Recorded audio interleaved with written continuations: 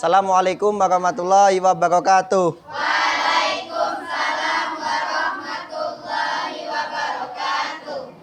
Sebelum memulai pelajaran, hendaklah kita membaca doa dulu. Baca doa dimulai. Bismillahirrahmanirrahim.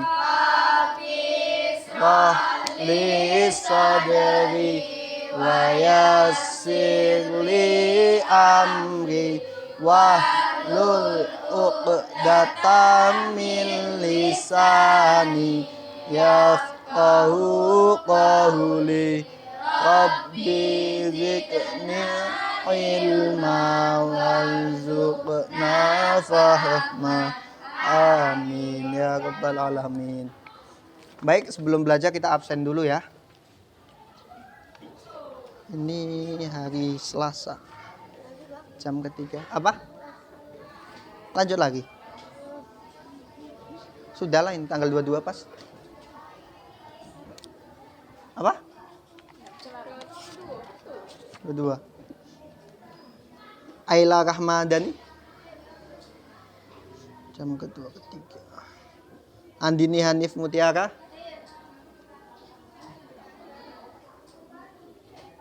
Artika Rahayu. Astrid Della Ramayani. Bulan. Canda Maulana.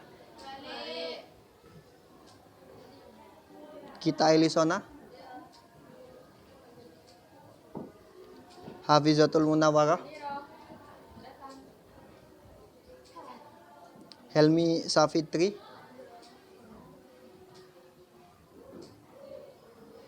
Ilma Mufidah. Indah Permatasari. Istiqomatun Solehah.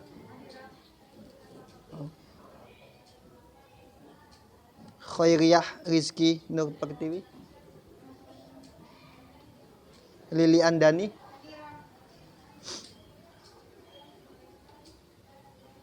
Neng Ois. Nia Davanti Susiana.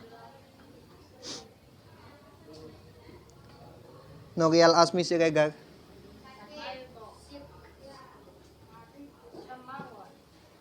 Putri. Ranti. Rizka Amelia. Radia Ningsih. Maya Rosita. Sania. Selina Junita. Umi Adibah. Widya Stuti. Yolandani. Sulis.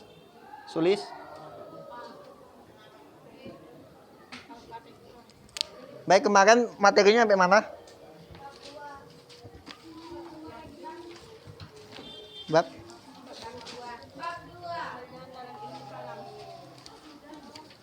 Ini sudah menyikapi perbedaan alirannya?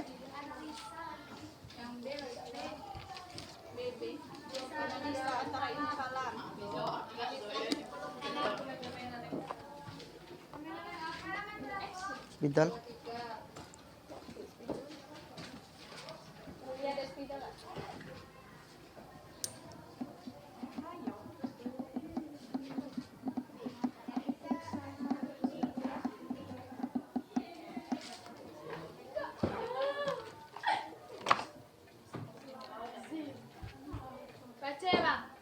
Bentar. Ya, baca silakan. Ada yang mau baca?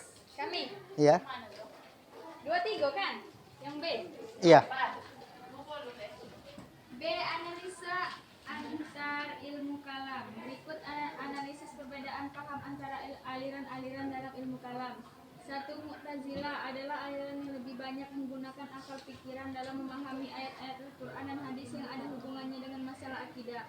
Semangat mengoptimalkan peran akal dalam mengupas ajaran Islam yang tertuang dalam Al-Quran dan hadis di satu sisi mengandung nilai positif, yakni memberikan keluasan interpretasi sehingga ajaran Islam dapat berkembang sesuai dengan perkembangan zaman.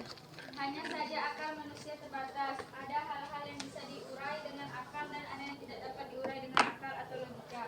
Sehingga perlu adanya keseimbangan antara akal dan wahyu. Dua aliran Qadariyah berpendapat bahwa manusia mempunyai kekuatan untuk mewujudkan perbuatannya sendiri. Di satu sisi memang positif sebab akan memberikan motivasi untuk selalu berbuat yang terbaik. Namun di sisi lain akan mengecilkan peran Allah sebagai Khalik yang menguasai alam dan isinya serta mempunyai kehendak yang mutlak. Tiga, adapun aliran Jabariyah menyatakan bahwa manusia tidak mempunyai kekuasaan untuk mewujudkan perbuatannya sendiri. Semua telah ditentukan oleh Allah baik dan buruknya. Paham semacam ini merupakan cerminan pemikiran yang menunjukkan kekuasaan Allah atas makhluknya. Akan tetapi sangat berbahaya apabila hanya mengikuti paham ini secara membabi buta tanpa pemahaman yang lebih jauh. Manusia bisa menjadi apatis, masa bodoh, serta tidak mau berusaha memperbaiki atau meningkatkan kualitas hidup, baik sebagai hamba Allah maupun sebagai khalifah bil ard. Sebab mereka meyakini bahwa nasibnya telah ditentukan Allah dan manusia tidak akan kuasa mengubahnya. 4. Demikian juga paham aliran Murji'ah yang beranggapan bahwa dalam hidup ini yang menentukan seseorang mukmin atau kafir adalah iman dalam hati. Adapun lisan dan amal perbuatan tidak mempengaruhi kemungkinan seseorang. Ajaran semacam ini sangat berbahaya sebab akan membawa pada dekadensi moral attitude. Memperlemah ikatan-ikatan moral dan masyarakat akan bersifat permisif, menoleransi penyimpangan yang dilakukan oleh seseorang. Perilaku seburuk apapun tidak akan mempengaruhi keimanannya. 5. Dalam aliran Asy'ariyah dan Maturidiyah terdapat perbedaan dan persamaan. Meskipun keduanya lebih banyak persamaannya, perbedaannya ialah tentang perbuatan manusia. Asy'ariyah menganut paham Qadariyah sedangkan Maturidi menganut paham Jabariyah. Tentang fungsi akal bagi aliran Asy'ariyah tidak mampu untuk mengetahui kewajiban-kewajiban manusia. Sedangkan menurut pendapat Maturidiyah, akal dapat mengetahui kewajiban-kewajiban manusia untuk berterima kasih kepada Tuhan.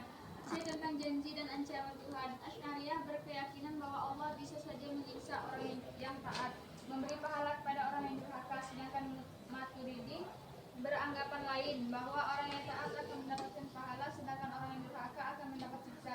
Karena Allah tidak akan salah, Ia Maha Bijaksana dan Maha Mengetahui.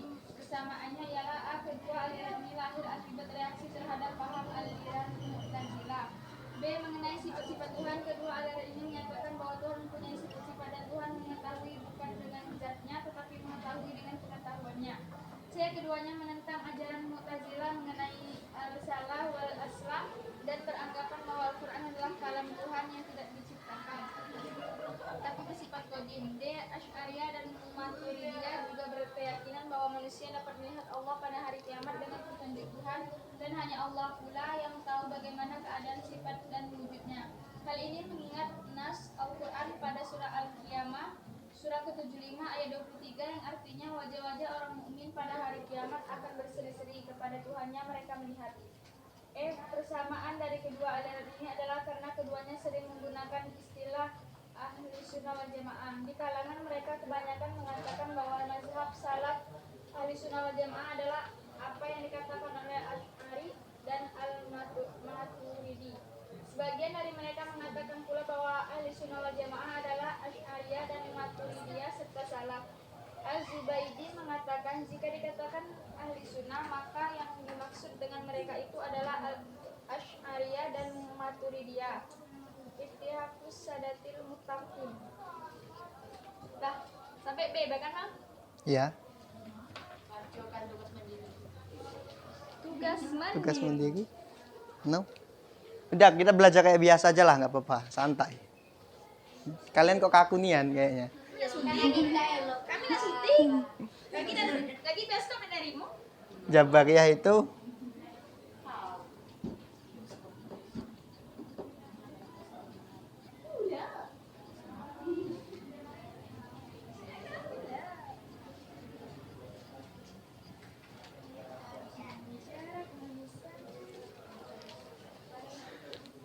analisa.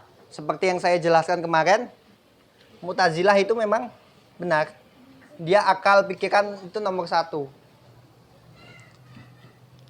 Yang saya jelaskan kemarin antara surga dan neraka, kalau dia memakai akal pikirannya kan otomatis ada tengah-tengahnya. Seperti itu yang saya jelaskan kemarin. Jadi memang sih bagus pakai akal pikiran. Cuman kan sebagai manusia atau yang disebut dengan akal pikiran itu ada batasnya. Karena ada batasnya itu tercipta dari adanya yang tidak terbatas. Ada yang namanya terbatas, tidak terbatas. Kalau kita memakai akal saja kan hanya itu bisa terbatas.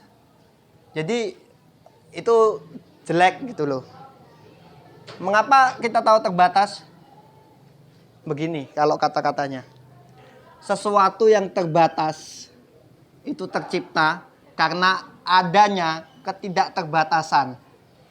Dan sebaliknya, ketidakterbatasan itu dapat tercipta karena ada keterbatasan. Contohnya adalah luar angkasa itu luas. Bagaimana luasnya? Tidak terbatas gitu kan. Taunya tidak terbatas karena otak kita mempunyai batasan untuk mengetahui luar angkasa itu ukurannya semana, seperti itu. Itu kita memakai akal doang. Ini hampir mirip lah dengan Qadariyah. Tapi kalau Qadariyah itu usaha. Mereka itu tidak berpikir pokoknya aku usaha. Tuhan itu tidak berhak menentukan hasilku. Karena hasilku itu adalah usahaku sendiri. Tuhan itu tidak ada bantuan dari Tuhan, bantuan dari Allah Subhanahu wa taala untuk mendapatkan hasil. Itu tidak perlu kalau paham Qadariyah. Qadariyah ini muncul sebelum adanya Islam. Sudah ada yang namanya Qadariyah. Sempat mati mungkin karena zaman itu Rasulullah kan memang ibaratnya tenar seperti itu kan. Dan dia udah mulai melupakan orang-orang ini sudah mulai melupakan yang namanya paham Qadariyah seperti itu. Ibaratnya paham-paham kalau kasaran ngomong tuh paham teroris seperti itu udah mulai dilupakan karena ada yang lebih baik seperti itu. Dan yang di sini ada juga yang belum disebutkan di sini ada kemarin apa? Ada yang ingat? Syiah sama? Sama? Khawarij.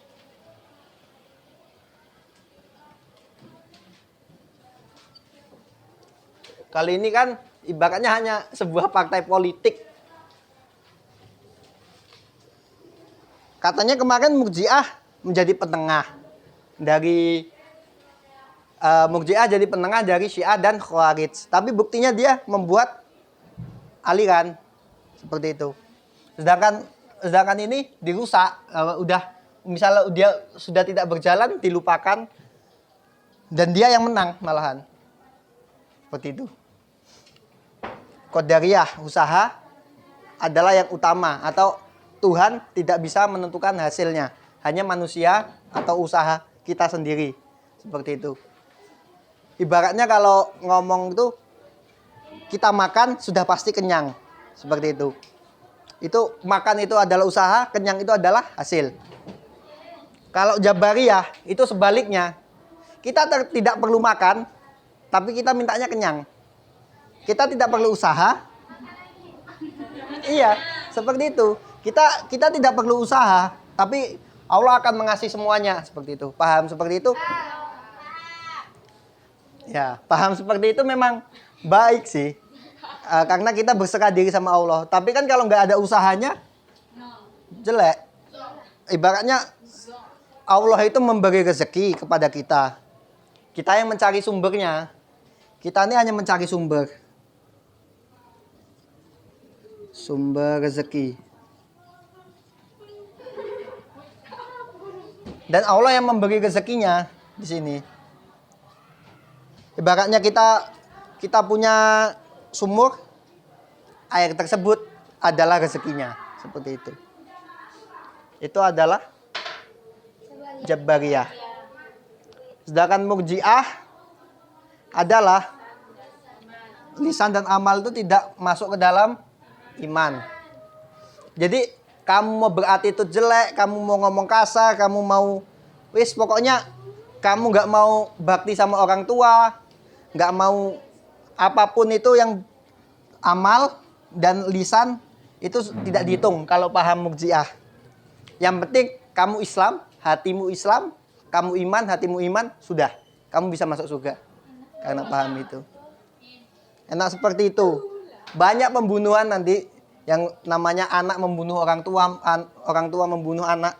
Ya kan itu kita nggak bakal masuk neraka. Kita tetap masuk surga karena iman kita. Itu paham Murji'ah. Paham Murji'ah. Seperti itu. Kalau kita kan yang akan dibahas selanjutnya. Al-Asy'ariyah dan Maturidiyah. Al-Asy'ariyah Al-Maturidiyah ini mereka bersatu. Kalau tadi Al-Asy'ariyah pahamnya hampir mengikuti apa, Mbak, yang baca tadi? Mu'tazilah bukan? Atau bukan? Oh, anu sih. Al-Asy'ariyah Asy'ariyah dan Maturidiyah terdapat perbedaan menganut paham Qadariyah dan Jabariyah. Jadi mereka mengambil ibaratnya dua aliran ini, mengambil referensi dari dua aliran ini. Jadi mereka kalau kan kita kan Al-Asy'ariyah dan Maturidiyah digabung jadi satu. Berarti ini jadinya seperti ini. Kita usaha, Allah yang menentukan hasil. Kita makan, mau kenyang atau enggak, itu Allah yang menentukan. Seperti itu. Kita menghafal, mau hafal atau tidak, kita kan enggak usaha nih. Allah yang menentukan kita hafal atau tidak. Seperti itu. Hasilnya itu Allah. Mereka Al-Asy'ariyah dan Maturidiyah itu memilih antara tengah-tengah. Seperti itu. Tengah-tengahnya tidak seperti tengah-tengah Murji'ah ya, yang menjadi pentengah antara Syiah dan Khawarij. Itu mengambil keuntungan kalau Murji'ah tuh bisa dibilang seperti itu. Lalu apa lagi? Ini tadi fungsi akal.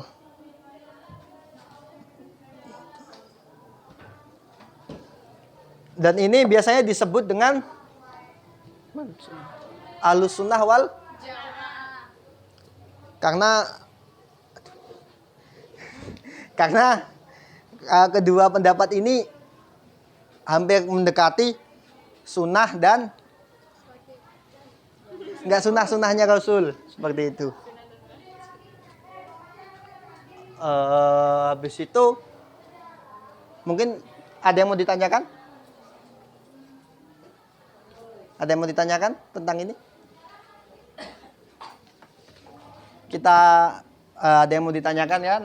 Nanti kalau saya nggak kuat, tidak sanggup menjawab, kita jawab sama-sama. Seperti itu. Ada yang mau ditanyakan?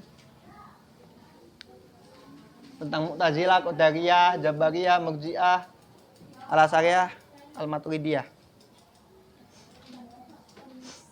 Karena kalau tidak ada ditanyakan itu ada dua kemungkinan. Kalian paham sekali, paham banget, dan kalian nggak paham sama sekali. Kalau kalian ngambang, itu masih ada yang ditanyakan. Seperti itu. Ya.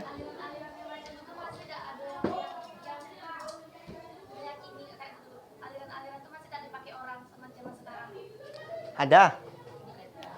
Syiah. Yang saya ketahui itu Syiah. Mungkin banyak orang sekarang yang tidak mengetahui yang adanya aliran Qadariyah dan Jabariyah, tapi dia mengamalkan. Dia tidak tahu nih klasifikasi ilmu-ilmu kalam, keyakinan Qadariyah, Jabariyah, Murji'ah dan lain sebagainya. Tapi dia mengamalkan seperti itu. Mengamalkan hal tersebut. Masih banyak sampai sekarang. Tapi yang jelas, nampak, dan namanya besar dan viral, itu Syiah. Iya, viral. Kan banyak kata-kata Syiah. Nyulik orang, minta tembusan, minta untuk beli senjata. Tembusannya uang ataupun senjata, kayak gitu. Bahkan Syiah ini syahadatnya nggak kayak kita. Asyhadu alla ilaha illallah wa asyhadu anna ali rasulullah. Biasanya seperti itu. Iya. Iya, pengikut Ali dia. Orang Syiah seperti itu. Iya. Ali dianggap nabi. Ada yang mau tanyakan? Senyum Ali adalah